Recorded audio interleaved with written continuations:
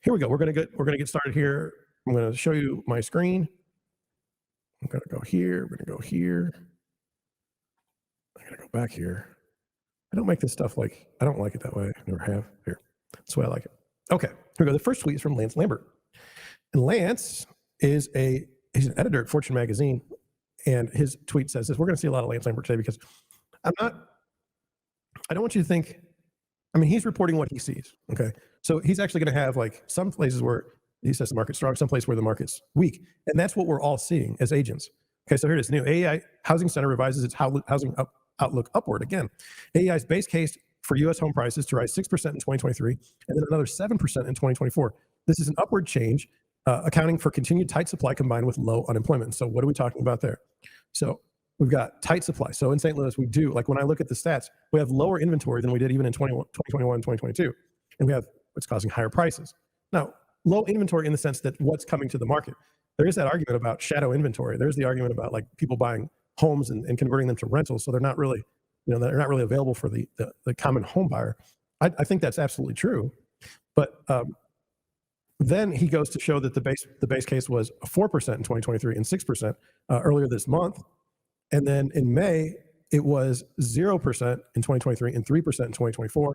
In March, we project a cumulative U.S. home price decline from the June 2022 peak of -10 to 0 and -5 to +5 by year end 2023 and 2024, respectively. So, okay, so that's like an expert, and that's where they're at. They said in the beginning of the year that it wasn't going to rise, and now it's like it is rising. So what are we to make of this? Okay, Carl Quintanilla, the monthly mortgage payment for a new average loan size has doubled almost $3,000 since the beginning of last year. These higher mortgage payments will eventually begin to have a negative impact on the housing market and the consumer. This hasn't been true though.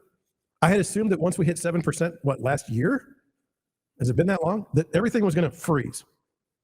I thought things were going to be so locked up that we weren't going to see anything. I don't know what to make of this. And I'm not ashamed to admit it. I just have no idea. You can certainly put in your stuff in the chat, put it in the comments. Give me something that tells me, like, look, some people say house prices, like this is saying house prices have to go down. The last tweet we read says house prices have to go up. We go on to Lawrence Summers, who was like, he was at Harvard and he worked for Obama and Clinton.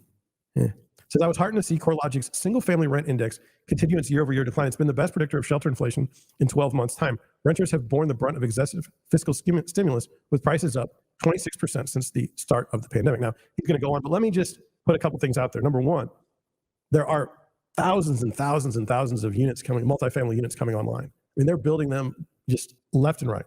So this has to lower the price at some point, asking price. Two, is it possible that some of these people are moving into houses and therefore causing the asking rents to go down? I don't know. It's hard for me to believe somebody is excited about moving into a house right now, given the terrible environment. It says the decline in private rent growth ensures some relief is coming on shelter inflation, but I fear economists may once again be overly optimistic about its size and duration. Housing is not our inflation salvation. In previous work, we warned residential inflation was poised to rise rapidly, rendering then current inflation forecasts implausibly low, given available private rent data and the by well-known lag in the government's inflation measures. While directionally correct relative to expectations, CPI residential inflation has remained higher for longer than we had initially predicted because of tight supply conditions. Those underlying conditions have barely improved today. That's absolutely, I agree with that. At least where I am. Like if you're in one of the places where they had the iBuyer craze, like if you're in Phoenix, you're probably not seeing the same kind of market that I'm in right now.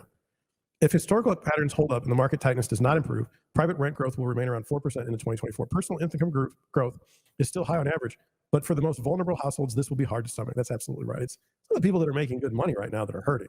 People that aren't making good money are getting hammered. Lags and base effects will ensure a downward drift in shelter inflation in the coming months, but our updated model suggests that barring a serious recession, official shelter inflation is likely to remain in the 3 to 4% range in 2023 and 2024. Given the large weight of housing in the consumption basket, these patterns imply that the growth rate of other items must fall substantially below 2% to get inflation back to target. Whether this can be accomplished without the economy tipping into a recession remains to be seen.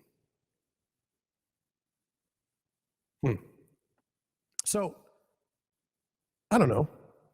Even if rent goes down, even if shelter goes down, everything is higher and food and everything else and goes up, you're still in a bad spot.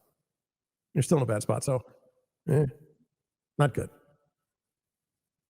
Charlie Bolello, I'm going with Bolello, could be something else. U.S. existing home sales fell 20% over the last year, the 21st consecutive year-over-year decline. That's the longest down streak since 2007 and 2009. U.S. existing home sales fell 20% over the last year, the 21st consecutive year-over-year decline. That doesn't make any sense to me. I'm just putting it out there. I have no idea what he's talking about.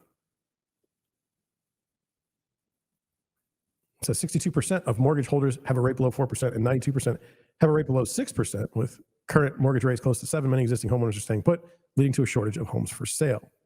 That's what I'm anticipating as well.